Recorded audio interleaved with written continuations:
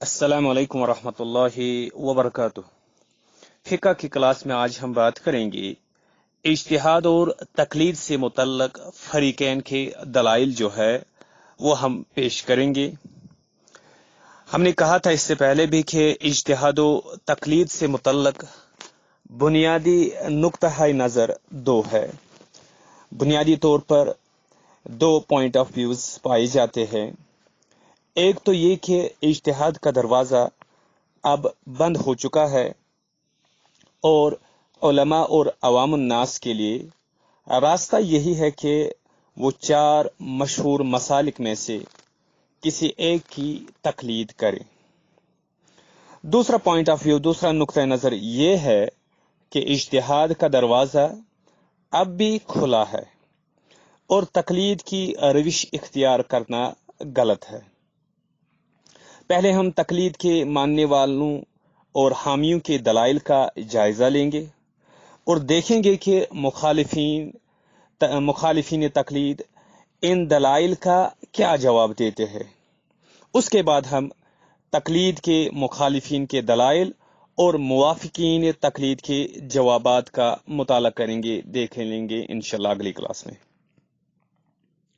पहले आज हम अहल तकलीद करने वालों के दलाइल और मुखालिफत करने वालों के जवाबात देख लेंगे। मुखालिफीन तकलीद का जवाब यानी बयान करेंगे।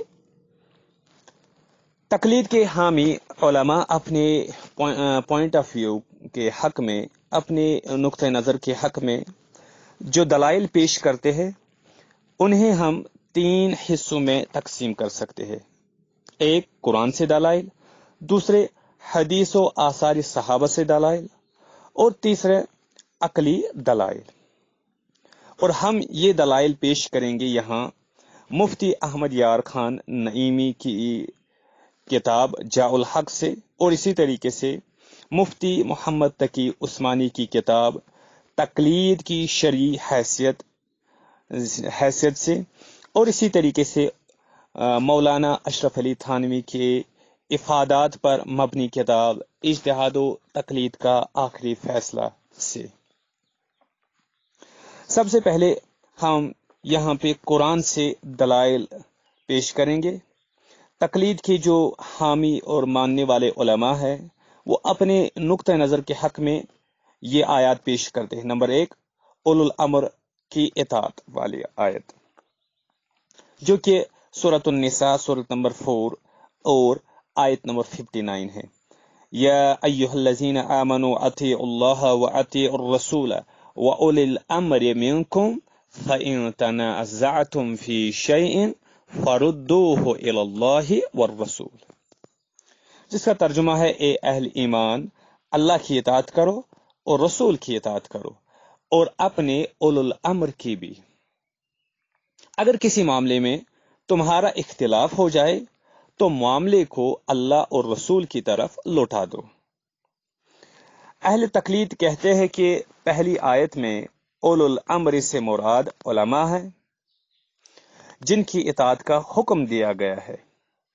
इसी से तकलीद साबित होती है।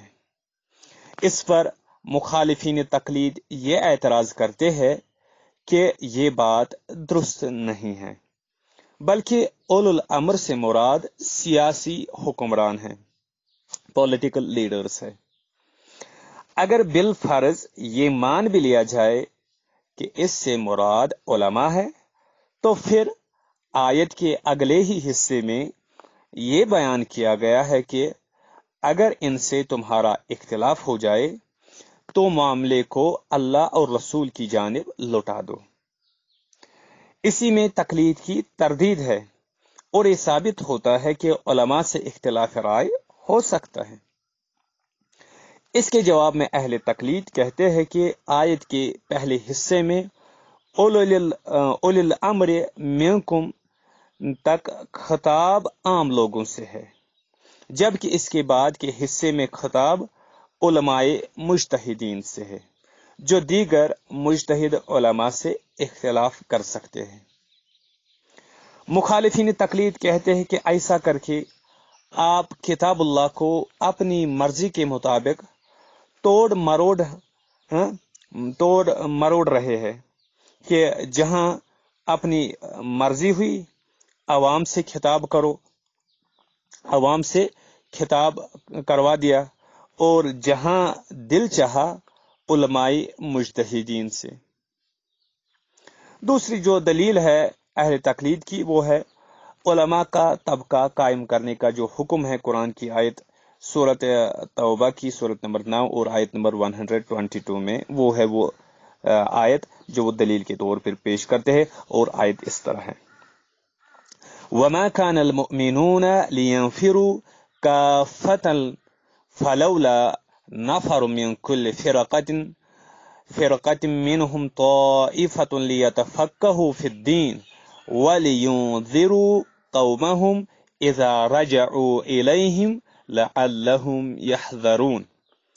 تمام اہل ایمان پر یہ تو لازم نہیں کہ وہ سب کے سب نکل کھڑے ہو، تو ایسا کیوں نہیں ہوتا کہ ان کے ہر طبقے میں سے ایک گروہ نکلے جو دین میں گہری بصیرت حاصل کرے اور پھر واپس آ کر اپنی قوم کو خبردار کرے تاکہ وہ اللہ کی نافرمانی سے بچے۔ اسی طریقے سے سورۃ النحل سورت نمبر 16 اور آیت نمبر 43 وہ پیش کرتے ہیں: فَاسْأَلُوا أَهْلَ الذِّكْرِ إِن كُنتُمْ لَا تَعْلَمُونَ، یعنی اگر تمہیں علم نہ ہو تو اہل ذکر سے ہی پوچھ لو۔ اہل تقلید کرنے والے کہتے ہیں کہ ان آیات سے یہ ثابت ہوتا ہے کہ مسلمانوں کے مابین ایک طبقہ ان لوگوں کا ہونا چاہیے جو دین میں گہری بصیرت رکھتے ہو، اور باقی سب لوگوں کو چاہیے کہ وہ ان سے دینی معاملات میں رہنمائی حاصل کرے۔ اس کے جواب میں مخالفین تقلید کہتے ہیں کہ وہ اس بات کے قائل ہے، مانتے ہیں کہ مسلمانوں کو علماء سے رہنمائی حاصل کرنی چاہیے، لیکن اس سے تقلید کا وجود ہرگز ثابت نہیں ہوتا۔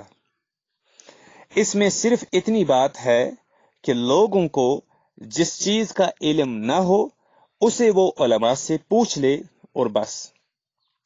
اس سے کہیں یہ ثابت نہیں ہوتا کہ ہر شخص ایک متعین سپیسیفک مجتہد اور فقہی مسلک کو اختیار کر لے اور قرآن و حدیث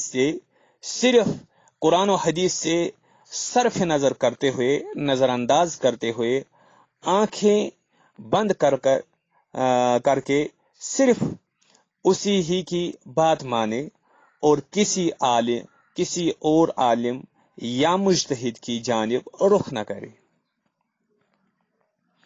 حدیث و آثار سے اسی طریقے سے حدیث و آثار صحابہ سے اہل تقلید دلائل پیش کرتے ہیں۔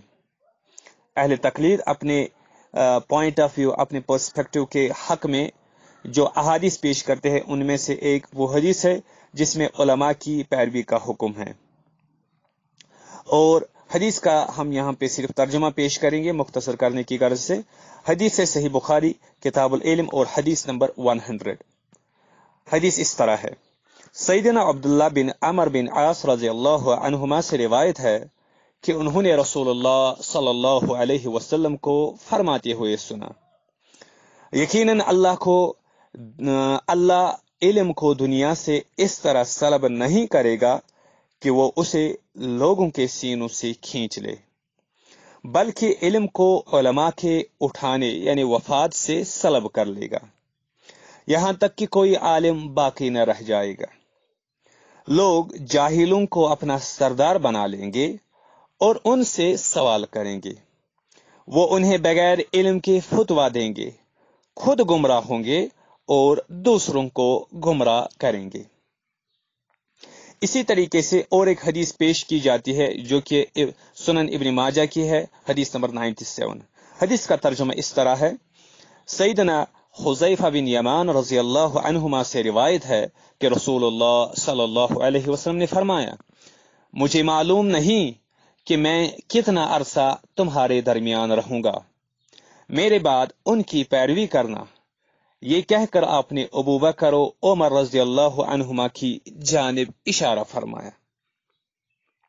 اسی طریقے سے اور ایک حدیث سنن ابو داؤد کتاب العلم حدیث نمبر 3657 پیش کی جاتی ہے تقلید کے حق میں۔ حدیث کا ترجمہ ہے، سیدنا ابو ہریرہ رضی اللہ عنہ سے روایت ہے کہ رسول اللہ صلی اللہ علیہ وسلم نے فرمایا، جس شخص کو بغیر علم کے فتویٰ دیا گیا، اس کے غلط عمل کا گناہ فتویٰ دینے والے پر ہوگا۔ اہل تقلید کا کہنا ہے کہ ان احادیث سے واضح ہے کہ نبی کریم صلی اللہ علیہ وسلم نے لوگوں کو علماء کی پیروی کی تلقین فرمائی ہے، اور اسی کا نام تقلید ہے۔ اس کے جواب میں مخالفین تقلید وہی بات کہتے ہیں جو وہ قرآنی آیات کے ضمن میں کہتے ہیں کہ علماء سے دینی رہنمائی کے وہ بھی قائل ہے، وہ بھی مانتے ہیں، مگر ان احادیث سے کسی متعین اسپیسیفک خاص کسی مجتہد کی پیروی کا حکم ثابت نہیں ہوتا ہے کہ آنکھیں بند کر کے اس کی پیروی کی جائے اور کسی دوسرے عالم کی طرف نظر بر کر بھی نہ دیکھا جائے۔ اس کے جواب میں اہل تقلید صحابہ کرام رضوان اللہ علیہم اجمعین کے کچھ واقعات پیش کرتے ہیں کہ وہ بھی تقلید کیا کرتے تھے۔ اس کی چند مثالیں ہے۔ نمبر 1، حضرت عمر رضی اللہ عنہ نے جابیہ کے مقام پر خطبہ دیتے ہوئے فرمایا، جس شخص کو قرآن کے احکام سے متعلق کچھ پوچھنا ہو وہ ابی بن کعب کے پاس جائے، جسے میراث کے متعلق میراث کے احکام دریافت کرنا ہو وہ زید بن ثابت کے پاس جائے، جسے فقہی امور میں سوال کرنا ہو وہ معاذ بن جبل رضی اللہ عنہ کے پاس جائے، اور جسے اموال کے بارے میں کچھ پوچھنا ہو تو وہ میرے پاس آئے کہ اللہ نے مجھے اس کا والی اور تقسیم کنندہ بنایا ہے۔ اسی طریقے سے موطا امام مالک کی روایت کے مطابق حضرت طلحہ رضی اللہ عنہ نے حالت احرام میں رنگدار کپڑا لپیٹا تو حضرت عمر رضی اللہ عنہ نے انہیں منع فرمایا کہ لوگ ان کی پیروی کریں گے۔ اسی طرح طبرانی کی روایت کے مطابق حضرت سعد بن ابی وقاص رضی اللہ عنہ نے اس وجہ سے لمبی نماز نہ پڑھی کہ لوگ ان کی پیروی کریں گے۔ حضرت عمر رضی اللہ عنہ نے ایک خط میں اہل کوفہ کو حکم دیا کہ وہ سیدنا عمار بن یاسر اور سیدنا عبداللہ بن مسعود رضی اللہ عنہم کی پیروی کرے۔ تقلید کے مخالفین کا کہنا یہ ہے کہ ان تینوں احادیث تینوں روایات میں تو یہ بیان نہیں کیا گیا ہے کہ کسی متعین شخص کی تقلید کی جائے۔ آخر کی 3 روایات میں لوگوں کا مخصوص صحابہ کے نقطہ نظر کی پیروی کرنا اس بات کی دلیل ہرگز نہیں ہے کہ وہ دوسرے صحابہ کی جانب رخ ہی نہ کرتے تھے۔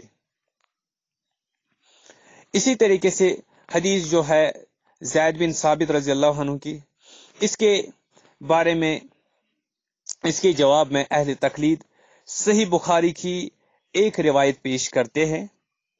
دیوبندی عالم مفتی محمد تقی عثمانی اور بریلوی عالم علامہ غلام رسول سعیدی نے بھی اس حدیث کو تقلید شخصی کی بنیادی دلیل کے طور پر پیش کیا۔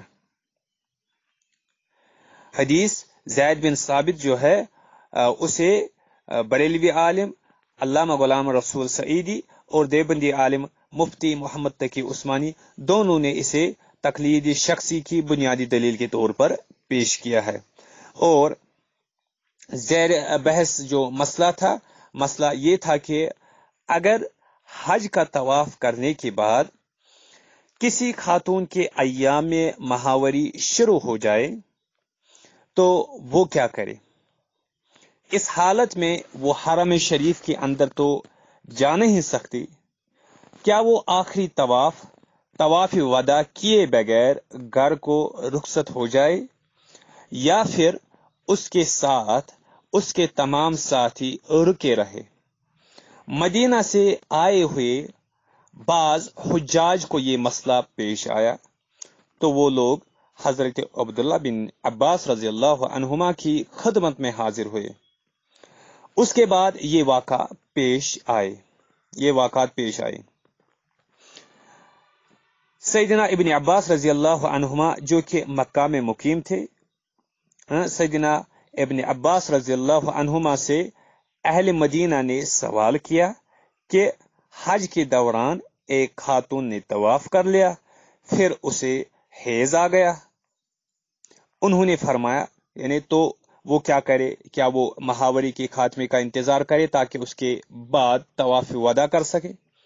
انہوں نے فرمایا وہ چلی جائے، یعنی وہ طواف وداع کیے بغیر چلی جائے۔ ان لوگوں نے کہا اب آپ کی رائے اختیار کرنے کے لیے ہم زید کی بات کو تو نہیں چھوڑ سکتے، یعنی زید بن ثابت کی بات کو نہیں چھوڑ سکتے۔ آپ نے فرمایا جب آپ لوگ مدینہ پہنچے تو وہاں کے علماء سے پوچھ لیجئے گا۔ جب آپ لوگ مدینہ پہنچے تو پوچھ لیجئے گا، یعنی وہاں کے علماء سے۔ جب وہ لوگ مدینہ پہنچے تو انہوں نے سوال کیا، جن لوگوں سے انہوں نے یہ سوال کیا ان میں ام سلیم رضی اللہ عنہا بھی تھی۔ اس وقت انہوں نے صفیہ رضی اللہ عنہا کی حدیث بیان کی، اور جو وہ حدیث ہے اس کے مطابق حائضہ خاتون کو رسول اللہ صلی اللہ علیہ وسلم نے طواف وداع کیے بغیر مکہ سے واپس چلے جانے کی اجازت دی تھی۔ یہ ہے حدیث صحیح بخاری کتاب الحج حدیث نمبر 1672۔ اس حدیث کی شرح کرتے ہوئے حافظ ابن حجر عسقلانی نے مزید روایت بیان کی ہے جن کے مطابق اہل مدینہ نے ام سلیم رضی اللہ عنہا کی حدیث سیدنا زید بن ثابت رضی اللہ عنہ سے بیان کی تو انہوں نے ہنستے ہوئے اپنی اس رائے سے رجوع کر لیا کہ حائضہ خاتون ہر حال میں مکہ رک کر انتظار کرے اور پھر پاک ہونے کے بعد طواف وداع کر کے رخصت ہو۔ انہوں نے یہ رائے قائم کی کہ حائضہ خاتون طواف وداع کیے بغیر واپس جا سکتی ہے۔ اس کے بعد جب ان کی ابن عباس رضی اللہ عنہما سے ملاقات ہوئی تو انہوں نے یہ بیان بھی کیا کہ میں نے آپ کی رائے کے مطابق اپنی رائے تبدیل کر لی۔ اہل تقلید کا کہنا یہ ہے کہ ان روایات سے معلوم ہوتا ہے کہ دور صحابہ و تابعین میں لوگ متعین صحابہ کی تقلید کرتے تھے، جیسے کہ اہل مدینہ سیدنا زید بن ثابت، اہل کوفہ سیدنا عبداللہ بن مسعود، اور اہل یمن سیدنا معاذ بن جبل رضی اللہ عنہم کی تقلید کیا کرتے تھے۔ علامہ غلام رسول سعیدی لکھتے ہیں اس حدیث میں تقلید شخصی کا بھی ثبوت ہے کہ اہل مدینہ حضرت زید بن ثابت کے فتوے کی تقلید کرتے تھے، اور یہ بھی دلیل ہے کہ اگر امام کے قول کے خلاف دلیل مل جائے تو حدیث پر عمل کرنا تقلید شخصی کے خلاف نہیں ہے۔ مفتی محمد تقی عثمانی لکھتے ہیں اس واقعے میں اہل مدینہ اور حضرت ابن عباس رضی اللہ عنہما کی گفتگو سے دو باتیں وضاحت کے ساتھ سامنے آتی ہے۔ ایک تو یہ کہ اہل مدینہ حضرت زید بن ثابت رضی اللہ عنہ کی تقلید شخصی کیا کرتے تھے اور ان کے قول کے خلاف کسی کے قول پر عمل نہیں کرتے تھے، بلکہ معجم اسماعیلی کی روایت سے تو یہ بھی واضح ہوتا ہے کہ حضرت ابن عباس رضی اللہ عنہما نے اپنے فتوے کی دلیل میں حضرت ام سلیم رضی اللہ عنہا کی احادیث بھی سنائی تھی۔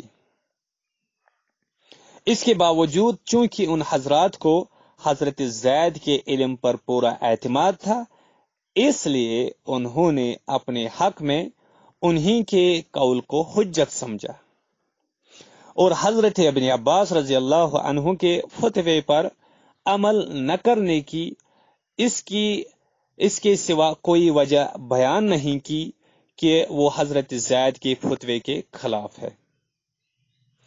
دوسرے یہ کہ حضرت عبداللہ بن عباس رضی اللہ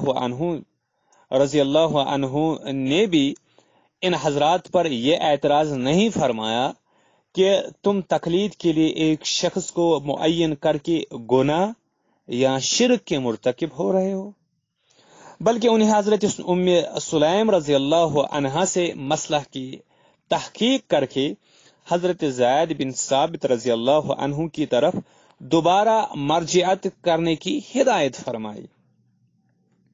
چنانچہ یہ حضرات مدینہ طیبہ پہنچے تو انہوں نے حضرت عبداللہ بن عباس رضی اللہ عنہما کے ارشاد کے مطابق ام سلیم رضی اللہ عنہا سے واقعہ کی تحقیق کر کے دوبارہ حضرت زید بن ثابت کی طرف مراجعت کی، جس کے نتیجے میں حضرت زید نے مقررہ حدیث کی تحقیق فرما کر اپنے سابقہ فتوے سے رجوع فرما لیا اور اس کی اطلاع حضرت ابن عباس کو بھی دی، جیسا کہ مسلم، نسائی اور بیہقی وغیرہ کی روایات میں تصریح ہے۔ زیر بحث مسئلے میں جو بات بطور خاص قابل توجہ ہے وہ ان حضرات کا یہ جملہ ہے کہ ہم زید کے قول کو چھوڑ کر آپ کے قول پر عمل نہیں کر سکتے۔ یہ اگر تقلید شخصی نہیں تو کیا ہے؟ مفتی محمد تقی عثمانی صاحب کی اس بات کے جواب میں اہل حدیث عالم مولانا محمد اسماعیل سلفی لکھتے ہیں، تعجب ہے ایک دارالعلوم کے صدر مدرس یعنی مولانا مفتی محمد تقی عثمانی اسے تقلید شخصی کی دلیل سمجھے، حالانکہ یہ تحقیق کا ایک شاہکار ہے۔ اختلاف سے پہلے وہ لوگ زید کے فتوے پر مطمئن تھے، اپنی معلومات پر اصرار اور اعتماد قدرتی بات ہے، لیکن یہ اصرار مقلدانہ نہ تھا بلکہ وہ تحقیق کے لیے آمادہ ہوئے۔ حضرت ام سلیم اور دیگر فقہا صحابہ سے ان حضرات نے تحقیق کی۔ حضرت عائشہ اور ام سلیم، صفیہ، ابن عمر، ابن عباس رضی اللہ عنہم اجمعین، ایسے فقہائے حدیث کے فتووں سے اس میں تحقیقی استفادہ کیا گیا۔ اپنے علم پر اعتماد کا نام مولانا تقلید رکھتے ہیں۔ اگر وہ حضرات مقلد ہوتے تو اپنے امام کے سوا کسی کی بات نہ سنتے، وہ تو پختہ کار محقق ٹھہرے، شبہ ہوتے ہی تحقیق کے لیے اٹھ کھڑے ہوئے، کئی مجتہدین کے آثار کی تلاش کی، بالآخر زید کا قول غلط نکلا۔ تمام حضرات نے حضرت ابن عباس کا فتویٰ قبول فرمایا۔ زید بن ثابت نے خود اپنے فتوے سے رجوع کیا اور اپنی رجوع کی اطلاع حضرت ابن عباس کو دی۔ پھر یہاں تلاش اور ٹٹول کسی رائے کی نہیں تاکہ تقلید کی جائے، بلکہ تمام مجتہدین حدیث کی نص تلاش فرما رہے ہیں۔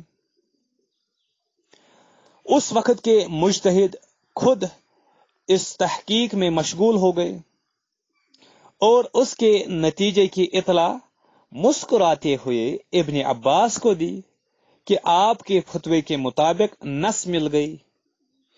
ज़ैद बिन साबित के फतवे की अहमियत खत्म हो गई। मुफ्ती उस्मानी साहब इसके जवाब में वही बात कहते हैं जो अल्लामा सईदी साहब ने कही कि अगर मुकल्लिद को अपने इमाम का कोई कौल हदीस के खिलाफ मालूम होता है तो उस हदीस की तहकीक करना तकलीद के खिलाफ नहीं है। दूसरी और एक हदीस पेश करते हैं जो कि हदीस अबू मूसा अशअरी रज़ियल्लाहु अन्हु है। मुफ्ती उस्मानी साहब इस ज़मन में ये हदीस अबू मूसा अशअरी रज़ियल्लाहु अन्हु पेश करते हैं जो कि सही बुखारी में मौजूद है। और हदीस इस तरह है, हदीस सही बुखारी किताबुल फराइज और हदीस नंबर 6355 है। और हदीस का तर्जुमा है, सैयदना अबू मूसा अशअरी रज़ियल्लाहु अन्हु से वरासत के एक ऐसे केस के बारे में पूछा गया जिसमें मैयत की वरासत बेटी, पोती और बहन थी। आपने फरमाया बेटी का हिस्सा निस्फ और बहन का भी निस्फ होगा और पोती को कुछ न मिलेगा। तुम इब्न मसऊद के पास जाकर भी पूछो, वो भी यही कहेंगे जो मैंने कही। जब इब्न मसऊद रज़ियल्लाहु अन्हु से पूछा गया और उनके सामने अबू मूसा अशअरी की राय बयान की गई तो उन्होंने फरमाया, मैं तो इस सूरत में गुमराह हो जाऊंगा और मुझे हिदायत न मिलेगी। मैं तो इस सूरत में वही फैसला करूंगा जो कि नबी सल्लल्लाहु अलैहि वसल्लम ने किया। बेटी का हिस्सा निस्फ यानी 1/2 और पोती का हिस्सा 1/6 यानी छठा, ये मिलकर 2/3 होंगे। जो बाकी बचा वो बहन का हिस्सा होगा। लोग अबू मूसा के पास आए और उन्हें ये बात बयान की तो उन्होंने फरमाया, जब तक ये बड़ा आलिम यानी इब्न मसऊद तुम्हारे दरमियान मौजूद है उस वक्त तक मुझसे न पूछा करो। अब ये जो हदीस है, मुफ्ती उस्मानी साहब कहते हैं कि हजरत अबू मूसा अशअरी रज़ियल्लाहु अन्हु इस बात का मशवरा दे रहे हैं कि जब तक हजरत अब्दुल्लाह बिन मसऊद जिंदा है उस वक्त तक तमाम मसाइल उन्हीं से पूछा करो और इसी का नाम तकलीद शख्सी है। इसके जवाब में मौलाना सलफी कहते हैं कि ये तो दुरुस्त है कि उन्होंने अपने बजाय सैयदना इब्न मसऊद रज़ियल्लाहु अन्हु की राय को तरजीह दी, मगर ये तो नहीं फरमाया कि किसी और सहाबी की जानिब भी रुजू न करो। मुफ्ती उस्मानी कहते हैं कि ऐसा कहने की वजह यही थी कि कोफा में उस वक्त सैयदना इब्न मसऊद रज़ियल्लाहु अन्हु से बड़ा आलिम मौजूद न था। मौलाना सलफी मजीद लिखते हैं, फिर उस वक्त की रविश ये मालूम होती है कि बिला तकलीद और बिला तअय्युन उलमा से मसाइल दरियाफत फरमाए जाते। चनाचे उन्होंने हस्ब आदत अबू मूसा की तरफ रुजू फरमाया और हजरत अब्दुल्लाह बिन मसऊद की तरफ भी। और यही आमी का फर्ज है कि वो बिला तखसीस उलमा की तरफ रुजू करे और उलमा बिला तअय्युन उन्हें आलम और अफजल के पास भेज दे, यानी ज्यादा जानने वाले आलिम और अफजल के पास भेज दे। फिर यहां भी अब्दुल्लाह बिन मसऊद के कौल को इसलिए तरजीह दी गई कि उन्होंने हदीस जिक्र फरमाई, राय का सवाल ही नहीं। फरमाए ये तकलीद के लिए कैसी दलील बनी? फरमाए ये तकलीद के लिए कैसी दलील बनी। नेज इस पर भी गौर फरमाए कि अगर जमाने सहाबा में अब्दुल्ला बिन मसूद और जैद बिन साबित ऐसे आइम्माए इज्तिहाद मौजूद है तो फिर उन्हें उनके उस मकाम से किसने माजूल किया और उनकी जगह आइम्माए अरबा को किसने उनकी जगह आइम्माए अरबा को किस पैगंबर ने दी। यानी जो सहाबा में मुज्तहिदीन हैं उन्हें फिर किसने माजूल किया और उनकी जगह आइम्माए अरबा को किस पैगंबर ने दी। सहाबा का मकाम तो हर लिहाज से ऊंचा समझना चाहिए। क्या मुज्तहिदीन सहाबा का मकाम आइम्माए अरबा से कम है? मौलाना सलफी कहते हैं कि इस रिवायत से यही साबित होता है कि आलिम एक दूसरे से रुजू करते रहे और जिसको कुरान और हदीस का सही इल्म हो उसकी बात को तस्लीम कर लिया जाए। और एक हदीस मुफ्ती उस्मानी साहब तकलीद के हक में पेश करते हैं, वो है हदीस मुआज बिन जबल रजी अल्लाह अन्हु। मुफ्ती उस्मानी साहब तकलीद शख्सी के हक में सुनन अबी दाऊद की मशहूर रिवायत पेश करते हैं कि रसूलुल्लाह सल्लल्लाहु अलैहि वसल्लम ने सैयदना मुआज बिन जबल रजी अल्लाह अन्हु को यमन का गवर्नर मुकर्रर फरमाया तो उनसे पूछा कि वो अपने फैसले कैसे करेंगे। उन्होंने कुरान और फिर सुन्नत का जिक्र किया, फिर ये कहा कि मैं अपनी राय से इज्तिहाद करूंगा। उस पर आपने तहसीन फरमाई। मुफ्ती साहब कहते हैं कि आपने अहले यमन की जानिब एक ही शख्स को भेजा और अहले यमन ने सिर्फ उन्हीं की पैरवी की, यही तकलीद है। मौलाना सलफी इसके जवाब में कहते हैं कि सैयदना मुआज रज़ियल्लाहु अन्हु ने अपने इज्तिहाद से जो फैसले नाफिज फरमाए उनका ताल्लुक हुकूमती और अदालती उमूर से था। इससे ये कई साबित नहीं होता कि अहले यमन ने फिक्ही मसाइल में सैयदना मुआज रज़ियल्लाहु अन्हु की तकलीद की।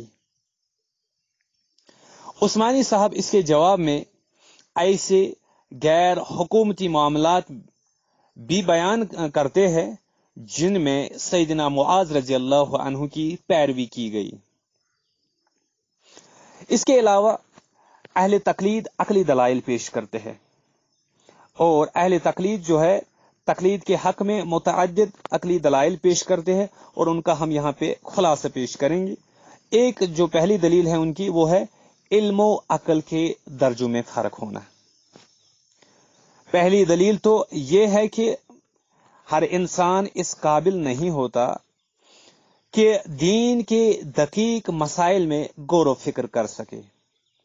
इसके लिए गहरे इल्म और तरबियत की जरूरत होती है जो हर शख्स को हासिल नहीं है।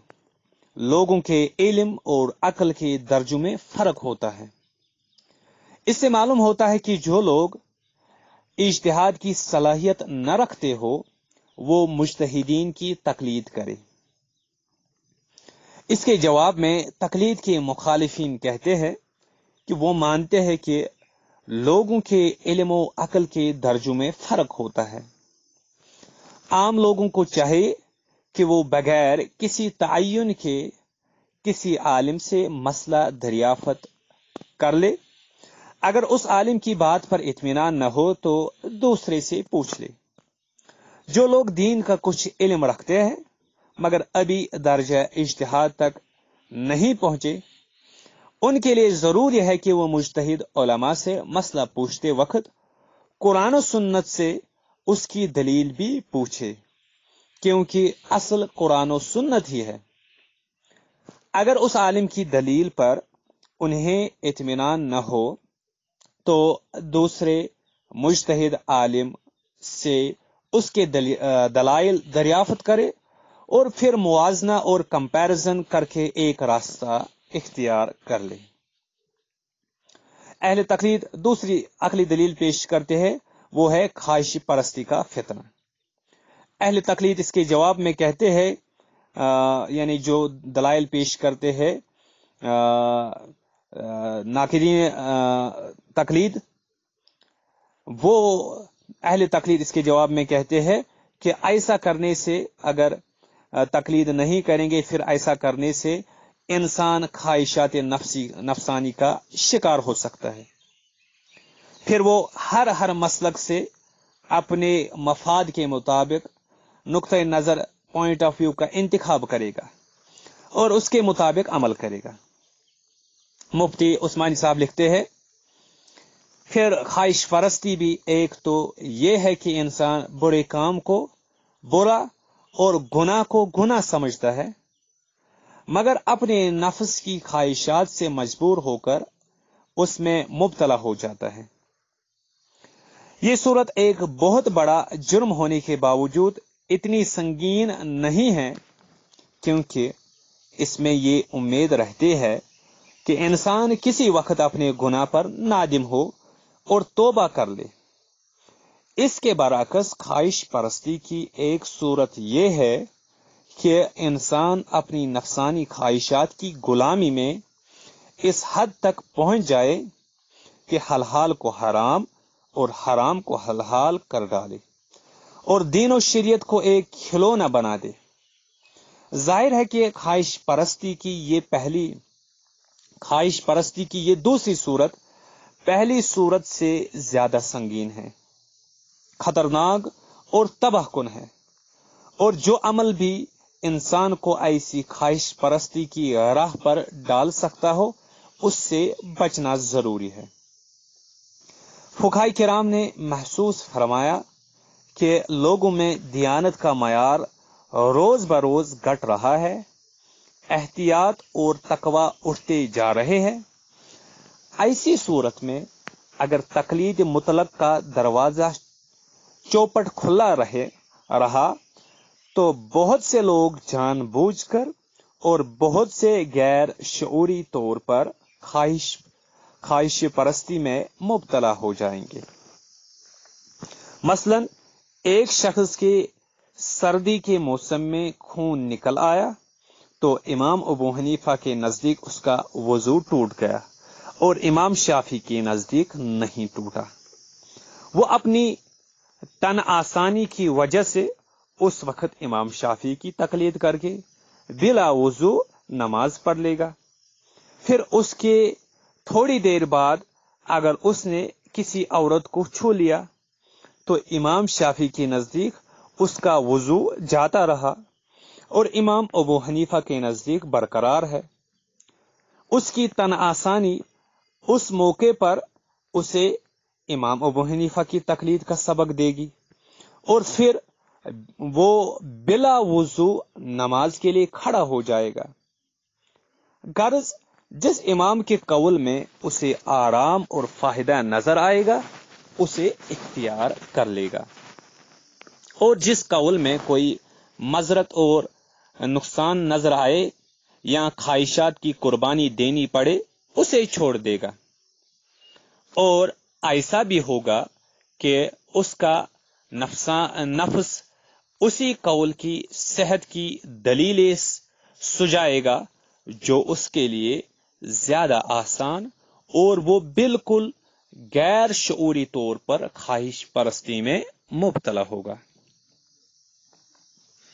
تقلید کے مخالفین کہتے ہیں کہ اگرچہ نفس پرستی ایک بری بات ہے مگر تقلید شخصی اس کا قطعی حل نہیں ہے۔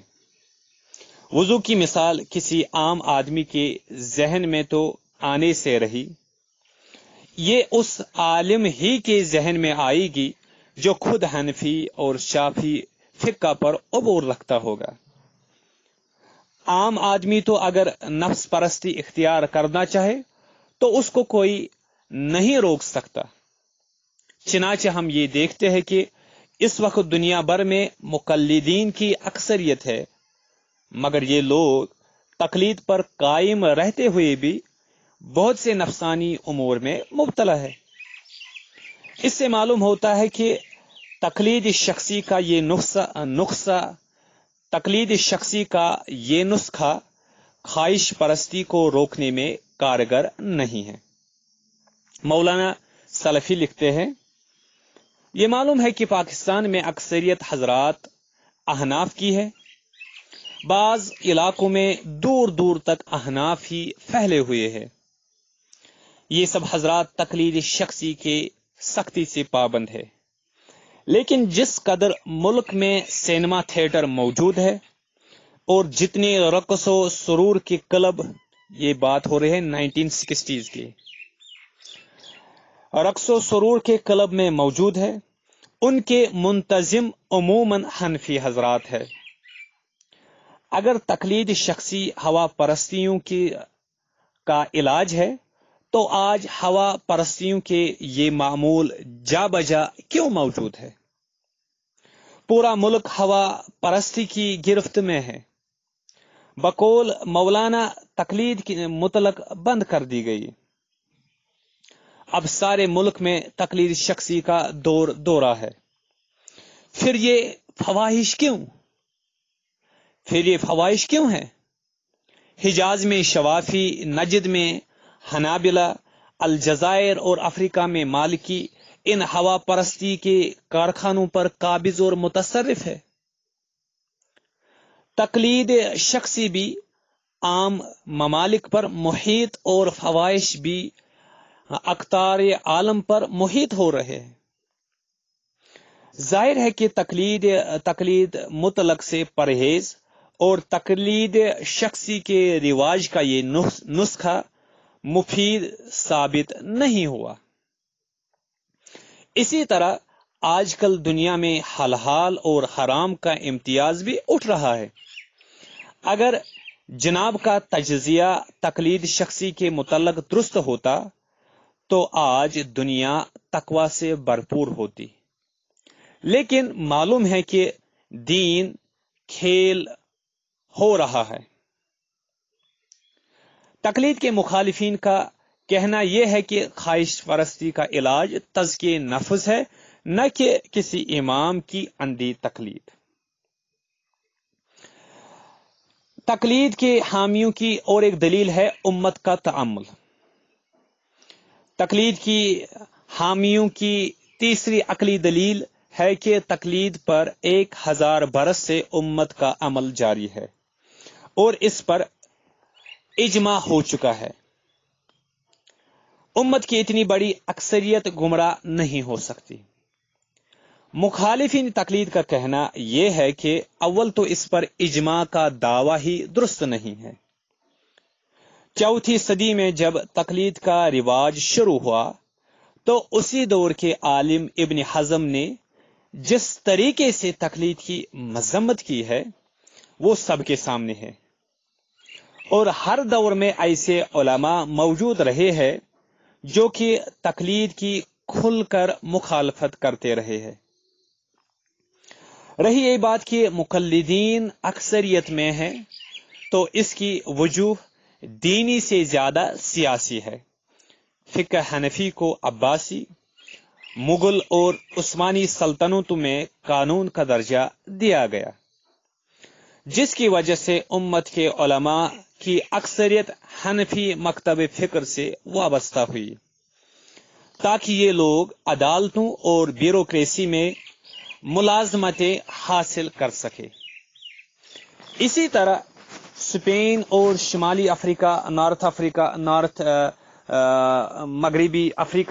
مغربی افریقہ کی حکومتوں نے مالکی مسلک کو قانون کا درجہ دیا، جس سے یہاں مالکی علماء کی اکثریت ہو گئی۔